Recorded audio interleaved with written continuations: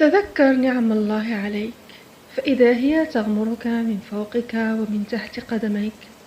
وإن تعدوا نعمة الله لا تحصوها.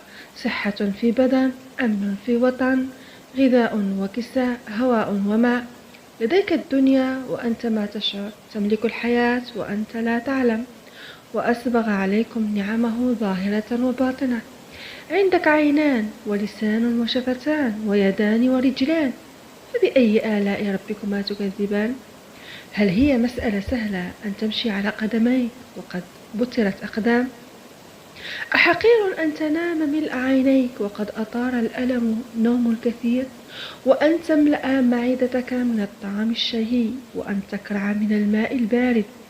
هناك من عكر عليه الطعام ونغص عليه الشراب بأمراض وأسقام. تفكر في سمعك وقد عوفيت من الصمم، وتأمل في نظرك وقد سلمت من العمى، وانظر إلى جلدك وقد نجوت من البرص والجذام. والمح عقلك وقد أنعم عليك بحضوره، ولن تفجع بالجنون والذهول.